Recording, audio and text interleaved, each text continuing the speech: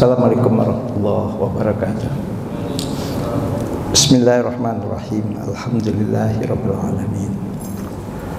Wassalatu wassalamu ala asyrafil anbiya'i wal mursalin sayyidina wa habibina wa maulana Muhammadin wa ala alihi wa sahbihi ajmain. Asyhadu an la ilaha illallah wahdahu la syarikalah wa asyhadu anna Muhammadan abduhu wa rasuluh. Faqad qala Allah Ta'ala fi kitabihil karim wa asdaqul qailin. A'udzu billahi minasyaitonir rajim. Bismillahirrahmanirrahim. Yarfa'illahu alladhina amanu minkum walladhina utul ilma darajat wa qala alaihi salatu wassalam may yuridillahu bihi khairan yufaqihu fid din.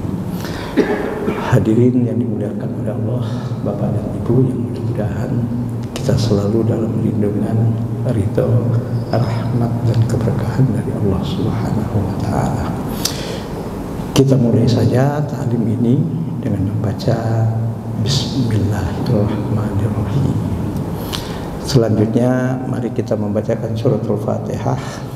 Bertawasul dengan membaca Fatihah ini kita berdoa kepada Allah, dan kita doakan orang-orang tua kita, guru-guru kita, keluarga kita, sanak famili kita, orang-orang yang berjasa dalam hidup kita, atau siapapun jamaah Masjid Babus Salam ini, atau siapapun yang pernah menyumbangkan sebagian harta, tenaga, pikiran dan waktunya untuk ke masjid, untuk kemaslahatan masjid ini, khususnya mereka-mereka yang telah meninggal dunia.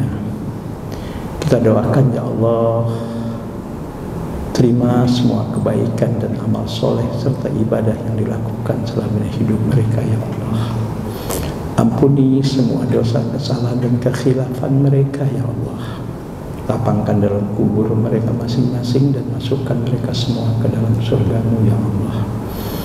Dan juga bertawasul dengan baca Fatihah ini kita berdoa, dan kita doakan mereka-mereka semua tadi yang masih hidup. Kita berdoa, ya Allah, kalau ada di antara kita yang diuji oleh Allah dengan berbagai macam penyakit, baik penyakit lahir maupun penyakit batin, angkat dan sembuhkan penyakit yang diderita, ya Allah.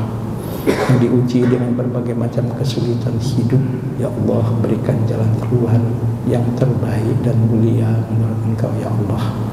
Mudah-mudahan kami semua dan mereka semua yang tadi yang kita sebutkan yang masih hidup diberikan oleh Allah kesehatan lahir dan batin, diluaskan dan diberkahi rezeki yang didapat sehingga menjadi rezeki yang halal, rezeki yang berkah, yang membawa kepada kemuliaan hidup dunia dan akhirat.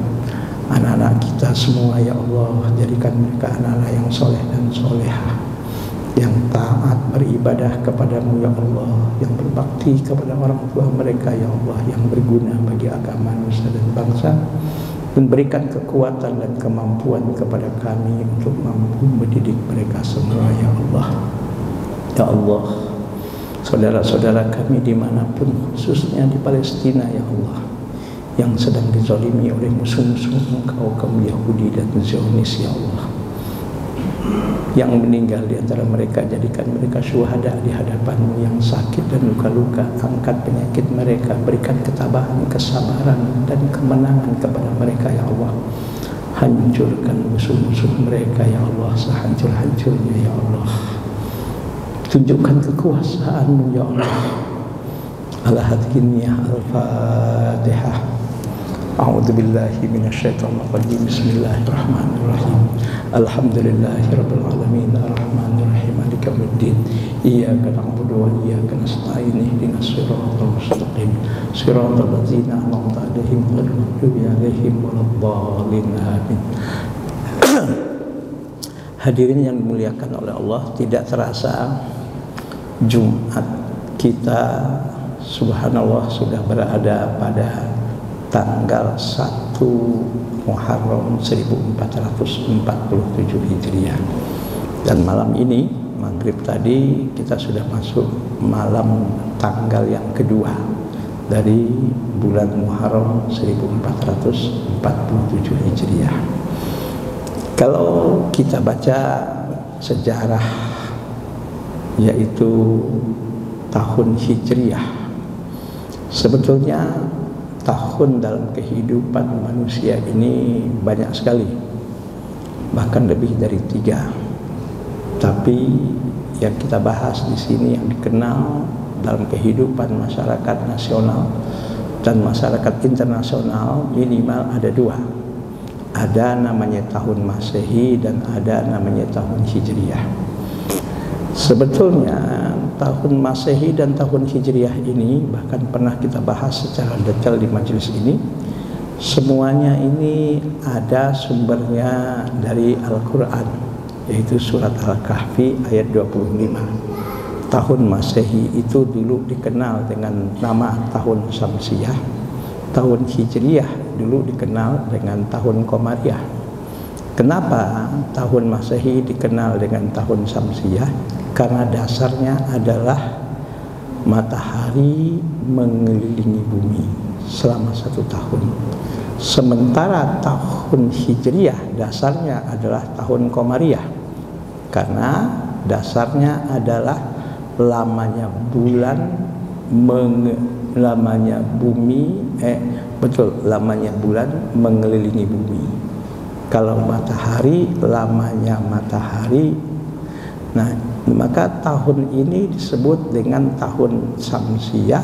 Kalau matahari, kalau Qamariyah disebut tahun Hijriah. Saya nggak bicara tentang tahun ini karena dalam Al-Quran dikatakan walabithu fi kahfihim 300 sinina wazdadu tis'ah. Ashabul Kahfi itu ditidurkan oleh Allah berapa lama? Kalau dihitung menurut tahun Masehi, lama tidurnya 300 tahun. Kalau dihitung menurut tahun Hijriah, lama tidurnya 309 tahun. Karena apa? Karena 1 tahun Masehi itu 365 hari, dan 4 tahun sekali hasil penggenapan 366 hari. Kalau tahun Hijriah dasarnya 354 hari dalam 1 bulan, dan terjadi penggenapan tiap 4 tahun sekali, yaitu 355. Nah, 300 tahun lamanya tidur Ashabul Kahfi kalau dihitung menurut tahun Masehi kali 365, ya, kali 365 yaitu 109.500 hari. Nah, kalau dihitung menurut tahun Hijriah 109.500 hari itu dibagi 354, yaitu 309,32. Nah, ini nggak perlu saya bahas lagi karena dalam beberapa pertemuan dulu pernah kita bahas. Nah, sekarang kita bicara tentang yaitu ruang kehidupan manusia dalam mengisi waktu selama 1 tahun kehidupan kita ini. Rasulullah sallallahu alaihi wasallam bersabda, qala Rasulullah sallallahu alaihi wasallam, al-muslimu man salimal muslimuna min lisanihi wa yadihi wal muhajiru man hajara ma'anahu anhu. Hadisun sahihun rawahul Bukhari wa Muslim an Abdullah bin Amr radhiyallahu anhu. Kata Rasul dalam hadis ini jelas, al-muslimu man salimal muslimuna min lisanihi wa yadihi. Orang muslim sejati, orang muslim yang sebenarnya, orang muslim yang benar-benar seorang muslim yang hakiki adalah seorang muslim man salimal muslimuna min lisanihi wa yadihi. Seorang muslim, apa yang diucapkannya, bahkan apa yang dilakukannya 24 jam dari dia bangun tidur sampai tidur kembali. Kalau dia sebagai seorang muslim sejati, muslim hakiki, muslim sebenarnya, baik dia laki-laki maupun perempuan, kalau dia muslim sejati yang beriman, mestinya apa yang diucapkannya, apa yang dilakukannya dalam kehidupannya 24 jam membuat orang lain selamat dan membuat orang lain betul-betul terjaga kehidupannya. Artinya bukan membuat orang lain celaka karena ucapannya atau karena apa yang dilakukannya. Ini muslim sejati, yaitu muslim yang mana tutur katanya, apa yang keluar dari lidahnya, bahkan apa yang dilakukannya dari dia bangun tidur sampai tidur kembali adalah membuat orang lain selamat, membuat orang lain terlindungi, membuat orang lain tidak sengsara dan menderita. Itu wal muhajiru. Nah, karena sekarang kita masuk tanggal tadi ya, Jumat ini kita masuk tanggal 1 Hijriah, tanggal 1 Muharram 1447 Hijriah, yaitu tahun baru Hijrah, tahun baru Islam. Nah, sekarang siapakah orang yang berhijrah itu yang disebut dengan muhajir? Ya, adalah orang yang kata Rasul, ya, wal muhajiru ma nahallahu anhu. Orang yang disebut muhajir, yang berhijrah itu adalah orang yang betul-betul meninggalkan segala apapun yang dilarang, ya, yang dilarang oleh Allah Subhanahu wa taala dalam kehidupannya. Karena kalau kita bicara kenapa momentum hijrahnya Rasulullah sallallahu alaihi wasallam dari Mekkah ke Madinah itu dijadikan sebagai acuan patokan nama tahun Islam. Begini, ya, dalam kehidupan manusia itu tahun Masehi itu sudah ada terlebih dahulu. Kebetulan ya, tahun Masehi ini yang menamakannya menjadi tahun Masehi walaupun pada dasarnya adalah tahun Syamsiah itu kaum Nasrani. Nah, momentum apa dijadikan menjadi nama tahun Masehi? Momentum kelahiran Nabi Isa alaihi salam. Nah, Nabi Isa ini pun dalam Al-Quran sebetulnya disebut dengan nama Al-Masih Isa ibnu Maryam. Ya, jadi nama itu karena momentum lahirnya Al-Masih Isa ibnu Maryam, ya, yaitu lahirnya Nabi Isa oleh kaum Nasrani dijadikan tahun Masehi sebagai tahun dalam kehidupan manusia. Nama tahunnya disebut tahun Masehi. Nah, orang Islam, ya, ini sebetulnya dari peristiwa di zaman Khalifah Umar bin Khattab, Abu Musa al-Asy'ari ketika menulis surat kepada Khalifah Umar bin Khattab itu kebingungan dinamakan tahunnya tahun apa. Misalnya tanggalnya bisa, bulannya ada, yaitu ya bulannya ada. Maka karena tahun Qamariyah itu bulannya sudah dikenal, ada Ramadan, ada Syawal, ada Zulqa'dah, ada Zulhijjah, ada Muharram, ada Safar, itu tahun Qamariyah yang berdasarkan bulan. Bulannya ada, tanggalnya bisa dihitung, tapi ketika nama tahun apa ini? Sedangkan kaum Nasrani sudah punya patokan tahunnya namanya tahun Masehi. Nah, ini yang membuat Abu Musa al-Asy'ari akhirnya usul kepada Khalifah Umar bin Khattab agar umat Islam juga punya hitungan tahun tertentu dan tersendiri. Maka dikumpulkanlah oleh Khalifah Umar bin Khattab para sahabat.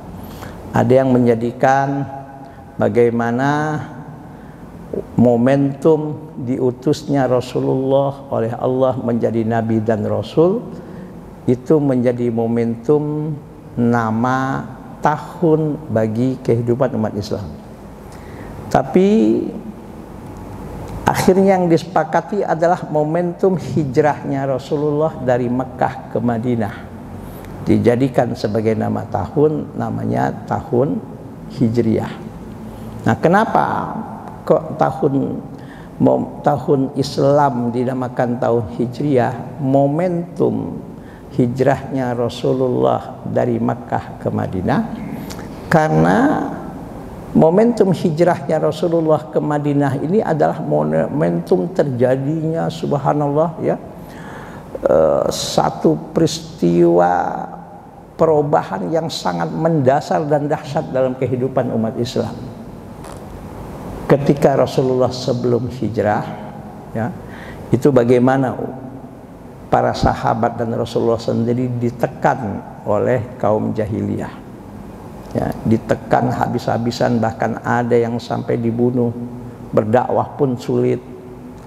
Nah, kemudian Rasulullah SAW atas perintah Allah disuruh untuk berhijrah ke Madinah, dan di Madinahlah terbentuk masyarakat yang kuat, masyarakat yang mempunyai berbagai macam aspek kehidupan yang akhirnya memenuhi persyaratan untuk bisa berdirinya satu kehidupan seperti satu negara. Di situ ada tempat namanya Madinah, di situ ada undang-undang yang berlandaskan Al-Quran dan hadis, di situ ada penduduk yaitu masyarakat Madinah.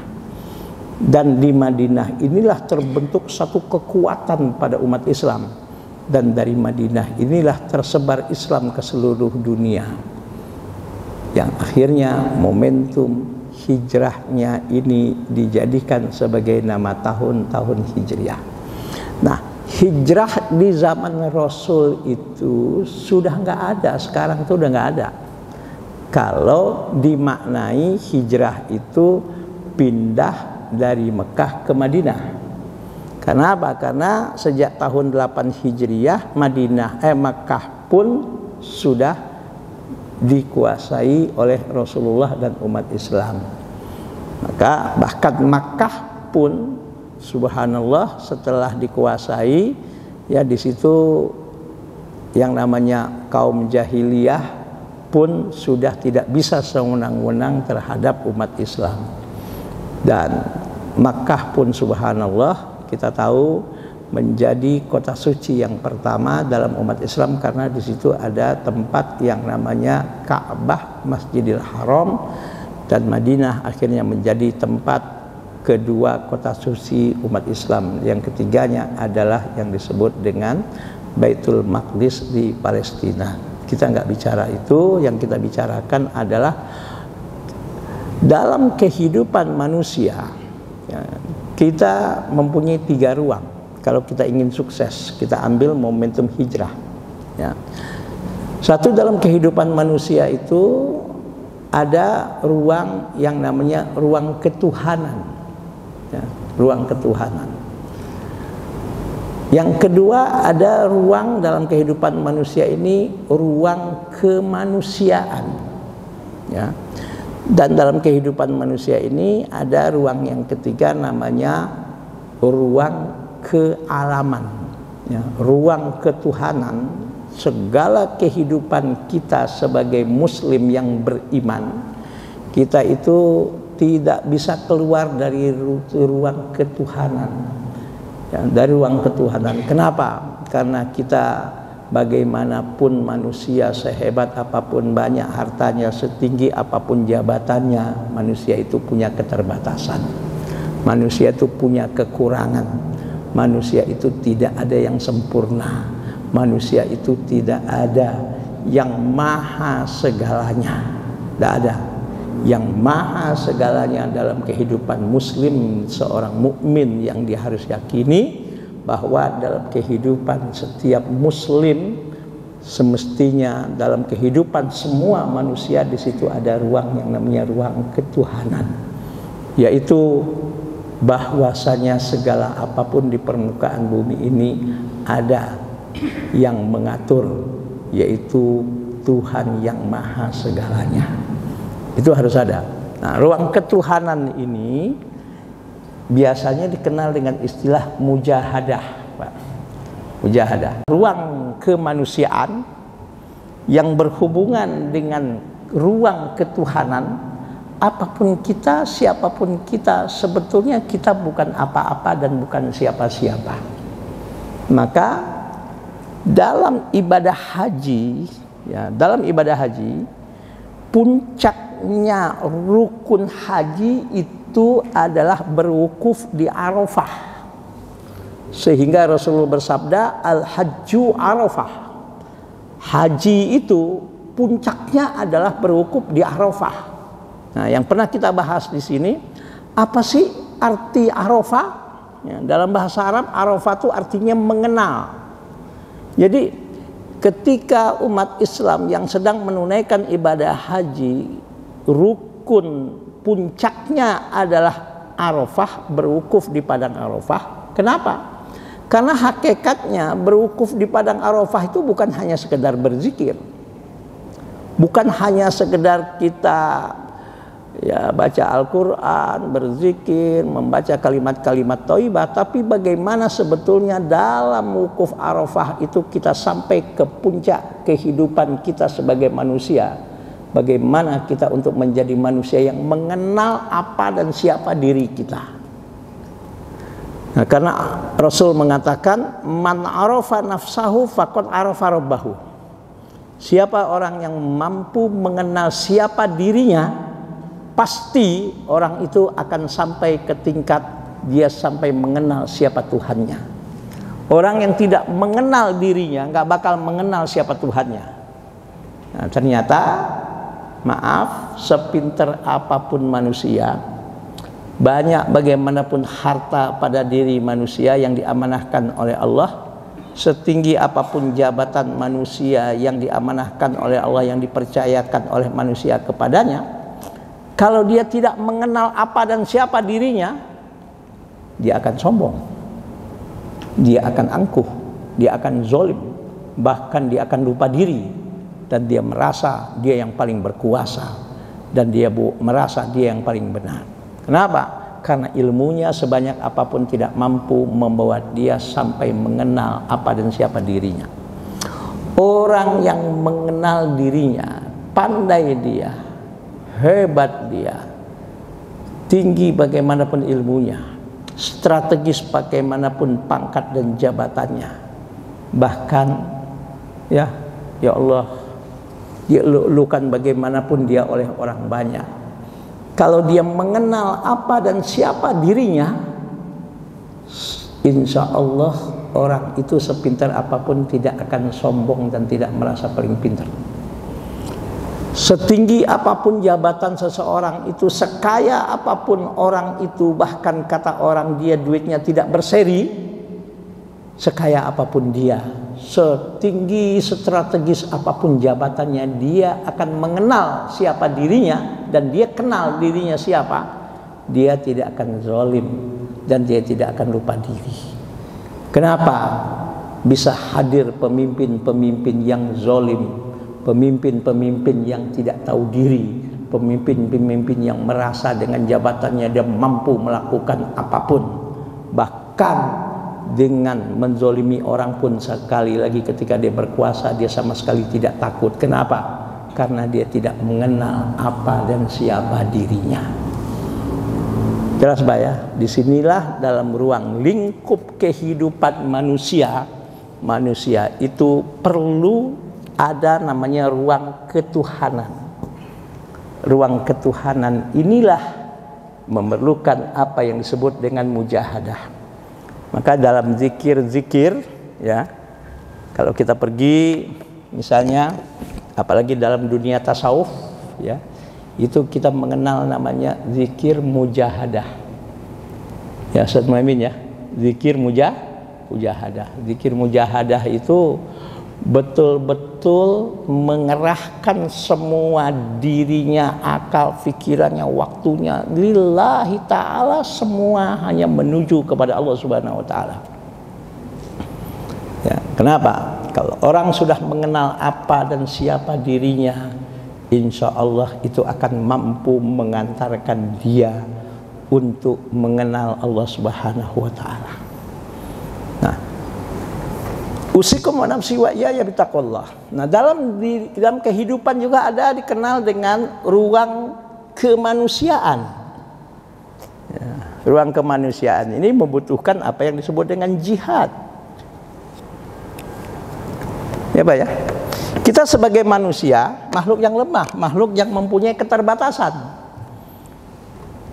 Ya, kata mujahadah, kata jihad, bahkan nanti kata ijtihad.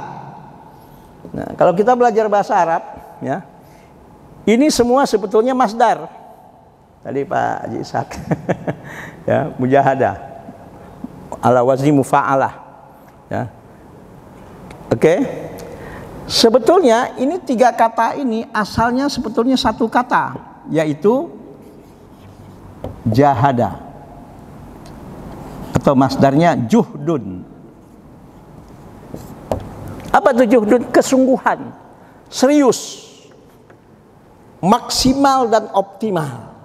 Jahadah kepada Allah, ya. Bagaimanapun Mbak, kita harus punya relasi dengan Tuhan kita dalam kehidupan ini. Nggak bisa, ya. Dunia itu setinggi apapun jabatan seseorang, banyak bagaimanapun harta seseorang, hebat bagaimanapun dia kata orang, kalau kosong, ya, relasinya kepada Allah, kalau kosong dan tidak ada sama sekali mujahadahnya kepada Allah, itu akan hampa, Pak. Bahkan bukan cuma hampa, ya. Kaya dia, merasa paling kaya sendiri karena tidak ada relasinya dengan Sang Khalik, yaitu Allah Subhanahu wa Ta'ala. Dalam kehidupan disebut ruang ketuhanan. Jadi kalau ada yang bertanya, apa sih sebabnya manusia bisa sombong dengan hartanya? Apa sih yang menyebabkan orang bisa zolim, bahkan berbuat sewenang-wenang dalam kehidupannya? Ketika dia menjabat, lupa diri, orang semua nggak dianggap, nggak direka semua. Kenapa? Karena dirinya hampa dari ruang ketuhanan yang disebut dengan mujahadah kepada Allah Subhanahu wa Ta'ala. Ya Allah, akhirnya zolim, akhirnya angkuh, akhirnya sombong, melakukan apapun perbuatan, undang-undang, konstitusi apapun dilabrak semuanya, udah nggak pikir, dan tidak bisa ditahan dan tidak bisa dilarang oleh siapapun, karena sudah nggak ada yang ditakuti sama dia, Pak. Relasinya, hubungannya, hablum minallahnya sudah nggak ada. Oke Pak, hampa. Kaya akan sombong, berkuasa akan zolim, maaf, sengsara, menderita dalam keadaan susah, akan putus asa. Bahkan kadang-kadang Pak, dengan alasan ingin keluar dari kesusahan, dengan alasan ingin keluar dari kesengsaraan, dari penderitaan dia, karena hablum minallahnya nggak ada, mujahadahnya nggak ada, dia halalkan segala macam cara. Banyak kan Pak orang-orang menghalalkan segala macam cara, melakukan apapun perbuatan yang melanggar hukum, korupsi, menipu orang, bahkan maaf, menghilangkan nyawa orang lain. Dengan alasan apa Pak? Ingin keluar dari kesulitan hidup. Kenapa?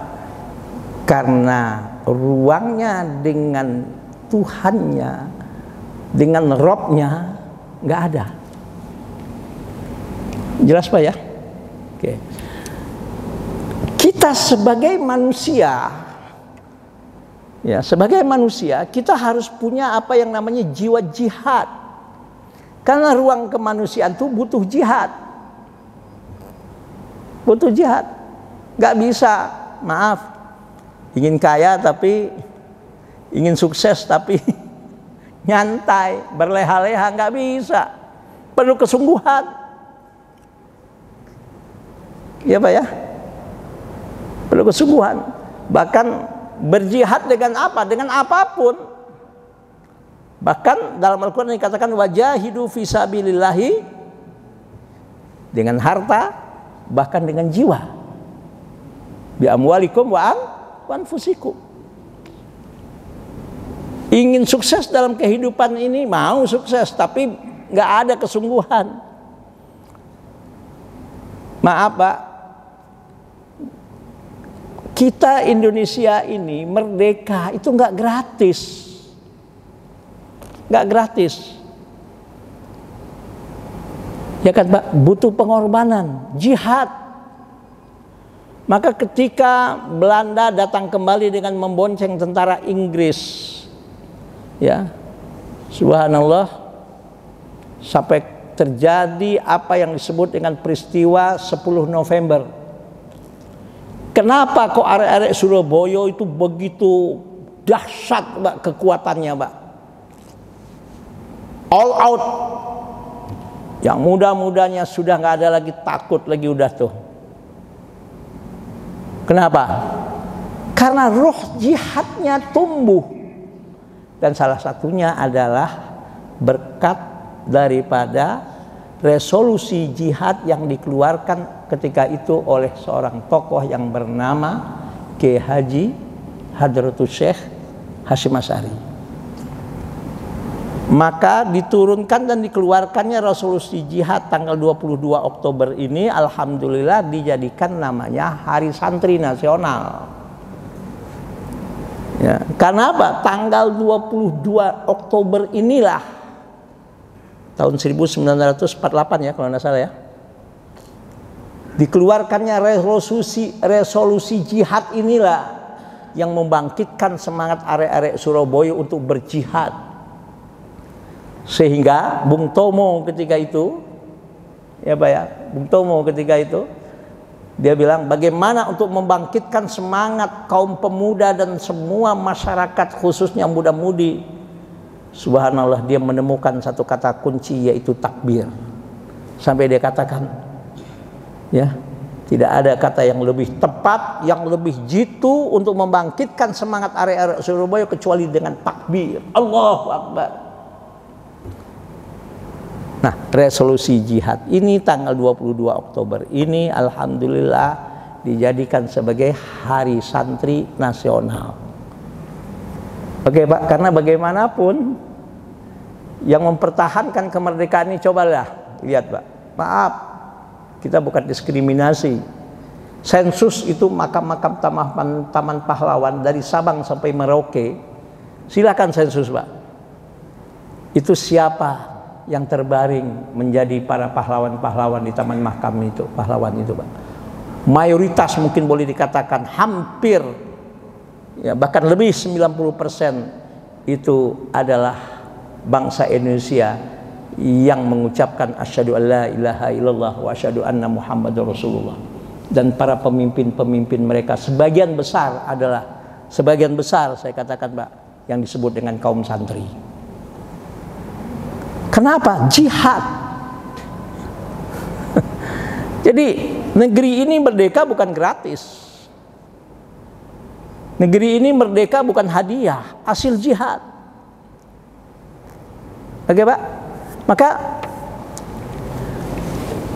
dalam kehidupan ini, ruang kehidupan ini, kita butuh apa yang disebut dengan ruang ketuhanan. Kita nggak bisa lepas dari apa yang disebut dengan bermujahadah dalam hidup kita. Dalam kehidupan ini, kita sebagai manusia nggak bisa lepas dari ruang kita sebagai manusia, itu ruang kemanusiaan, membutuhkan jihad, perjuangan dalam hidup ini. Dan kita juga ada yang disebut dengan ruang kealaman, alam, Mbak. Dan dalam kehidupan ini, dalam berjihad dan mujahadah ini, diperlukan yang namanya ijtihad, kesungguhan. Makanya dalam istilah Islam, ya, orang yang bersungguh-sungguh mengeluarkan segala kemampuan ilmunya dan segala apapun kemampuannya dalam menyimpulkan hukum syar'i yang berlandaskan Al-Quran dan Sunnah dan segala apapun sumber hukum dalam Islam, itu disebut mujtahid. Jelas Pak? Nah, seorang muslim sejati dalam kehidupannya, dia pasti akan melakukan apa yang disebut dengan man salima, ya, al-muslimu man salimal muslimuna min lisanihi wa yadihi. Seorang al-muhajir dalam berhijrah dalam kehidupannya, dia baru disebut seorang muhajir yang berhijrah sesungguhnya kalau dia man hajar manahallah kalau dia meninggalkan apapun ya yang dilarang oleh Allah, yang melanggar hukum-hukum Allah, itu tidak akan dicapai, tidak akan sukses kalau dia meninggalkan ruang ketuhanan, ruang kemanusiaan dan ruang kealaman. Gak akan sukses, Pak. Sesungguh apapun, sekaya apapun orang, seberkuasa apapun dia, kalau dalam kehidupannya kosong dari ruang ketuhanan yang disebut dengan mujahadah, tadi saya katakan, kaya dia akan sombong, berkuasa dia akan zalim, maaf, sengsara, susah, dia akan menghalalkan segala macam cara dengan alasan ingin keluar dari kesusahan. Bahkan maaf, tidak sedikit yang berputus asa, akhirnya mengakhiri hidupnya dengan cara yang tidak diridhoi oleh Allah Subhanahu wa Ta'ala. Oke Pak, jelas Pak ya. Jadi momentum masuknya tahun baru Hijriyah 1447 Hijriyah ini, semestinya mari sama-sama kita menjadi seorang muslim. Kalau kata Ali bin Abi Thalib ya, man kana yaumuhu misla amsihi fahuwa khasirun wa man kana yaumuhu syarran min amsihi fahuwa halikun wa man kana yaumuhu khairan min amsihi fahuwa rabihun. Siapa yang orang hari ininya, tahun ininya, bulan ininya, minggu ininya sama dengan yang tahun lalu, ya, sama dengan yang bulan lalu, sama dengan yang minggu lalu, sama dengan yang hari kemarin, bahwa khosirun, orang itu sebetulnya rugi. Kenapa rugi? Waktu sudah berlalu, Pak. Bukan cuma satu hari, bukan cuma satu minggu, bukan tidak hanya satu bulan, bahkan sudah 1 tahun berlalu dalam hidupnya, masih sama aja, podo wae, nggak ada peningkatan.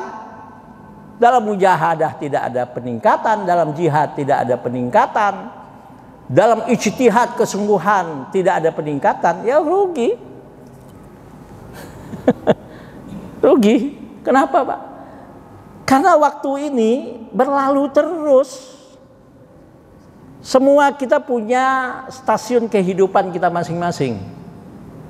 Saya istilahkan dengan istilah stasiun innalillah wa inna ilaihi rajiun. Itu stasiun titik akhir kehidupan kita. Kapan itu? Sudah ada jatah masing-masing. Oh, ini jelas hadisnya, hadis Sahih Bukhari Muslim. Semua manusia kecuali 3 manusia, Adam alaihissalam, Hawa dan Isa alaihissalam, itu semua manusia sama. 40 hari pertama adalah berbentuk nutfah, persenyawaan antara sperma dan ovum yang ada dalam rahim.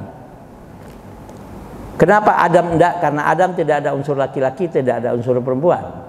Kenapa Hawa tidak? Karena Hawa tidak ada unsur perempuan pada dirinya. Kenapa yang namanya Isa tidak? Isa tidak ada unsur laki-laki, dia punya ibu. Maka 3 manusia ini tidak masuk. Tapi semua manusia, bangsa apapun, suku apapun, semua kita sama Pak. Dalam rahim ibu kita melalui proses 40 hari pertama berbentuk nutfah, mani, persenyawaan antara sperma dan ovum. 40 hari berikut berbentuk menjadi alaqah, gumpalan darah. 40 hari berikut berbentuk gumpalan daging. Kata Rasul dalam hadis ya, yang diriwayatkan oleh Imam Bukhari dan Imam Muslim, ketika pas umur 120 hari dalam rahim ibu, fayanfukhu fihi ruha, Allah menyuruh malaikat untuk meniupkan nyawa, meniupkan ruh. Dan ketika itu janin dalam rahim ibu baru mulai ada nyawa dan mulai hidup dan mulai bergerak dan mulai ada kehidupan. Dan ketika umur 120 hari itu, subhanallah Pak, ya, Allah tetapkan 4 hal. Bikat bi rizkihi, rezeki sudah ditetapkan. Wa ajalihi, jatah umur kita, ajal kita, di mana kita mati, berapa jatah umur kita, baik dihitung menurut tahun Masehi atau tahun Hijriyah, berapa, sudah ada ketentuannya ketika kita umur 120 hari. Bahkan wa amalihi, karir pun sudah ada ketentuannya. Bahkan apakah nanti akhir hidupnya akan su'ul khotimah atau husnul khotimah pun sudah ada ketentuannya. Tapi ini semua masih fi ilmillah. Kalau dalam bahasa tauhid, segala sesuatu yang masih fi ilmillah, yang Allah nggak beritahukan kepada manusia, itu dalam takdir ada yang disebut dengan takdir mubrom, ada disebut dengan takdir mu'allaq. Dan itu semua yang disebut dengan takdir. Beriman kepada takdir itu adalah rukun iman kita yang keenam. Nah, takdir mubrom apa? Ketetapan yang sudah harga mati yang nggak bisa berubah. Contoh, kullu nafsin dha'iqatul maut. Setiap makhluk yang bernyawa pasti mati dan kita akan mati. Takdir mu'allaq apa? Takdir yang tidak harga mati, yang insya Allah masih bisa berubah. Siapa yang merubah? Yaitu Allah Subhanahu wa Ta'ala. Atas apa? Atas ya jihad kita dan atas ijtihad kita dengan kita bermujahadah kepada Allah Subhanahu wa Ta'ala. Nah, umur kapan kita mati itu takdir mubrom. Dan dengan bergantinya hari, bergantinya minggu, bergantinya bulan, bergantinya tahun, itu sebetulnya ajal kita semakin dekat. Jatah hidup kita semakin habis. Kesempatan kita untuk berbuat baik di dunia ini semakin habis dan semakin sedikit. Ibarat naik kereta api, saya katakan, dari misalnya, dari Pasar Minggu misalnya ingin ke Bogor, berganti stasiun, stasiun Bogor itu semakin dekat, bukan semakin jauh. Itulah hakikat pergantian tahun, baik tahun Masehi maupun tahun Hijriah. Itu sebetulnya jatah hidup kita semakin sedikit. Jatah di mana kita mengakhiri hidup kita semakin dekat. Maka seandainya tahun ini tahun terakhir Allah berikan kepada kita, kesempatan tahun ini tahun yang Allah berikan kesempatan kita untuk hidup di dunia ini semakin sedikit. Maaf, sudah siapkah kita untuk menghadapi kematian tersebut? Apakah bekal yang kita sudah siapkan untuk menghadapi kematian tersebut? Minggu lalu guru kita juga khotib di masjid ini. Kebetulan saya kenal beliau sudah sejak muda karena saya pernah mengajar beliau dulu waktu di pesantren. Ustaz Haji Khairuddin Ibnu Jamat, usianya masih di bawah saya karena saya sempat mengajar beliau waktu beliau di pesantren, sudah mendahului kita. Itulah hidup. Kita doakan almarhum husnul khotimah, mudah-mudahan dimasukkan oleh Allah ke dalam surganya, dan subhanallah keluarga yang ditinggalkan dapat menerima dengan tabah dan sabar, dan suatu saat kita pun akan mengakhiri hidup kita. Jadi kunci sukses kehidupan, kita tidak bisa lepas untuk menjadi orang yang tidak boleh meninggalkan ruang ketuhanan, ruang kemanusiaan kita sebagai manusia, dan ruang yang disebut yaitu yang ketiga, ruang kealaman. Kita hidup di alam nyata, di bumi nyata, dan ini memerlukan mujahadah, memerlukan jihad, dan memerlukan ijtihad. Mudah-mudahan kita sukses dalam mengarungi kehidupan ini. Kita betul-betul mendapatkan apa yang disebut dengan Rabbana atina fid dunya hasanah wa fil akhirati hasanah wa qina adzabannar. Maaf lahir dan batin. Subhanallahumma wa bihamdika asyhadu an la ilaha illa anta astaghfiruka wa atubu ilaik. Wallahul muwaffiq ila aqwamit thoriq. Assalamualaikum warahmatullahi wabarakatuh.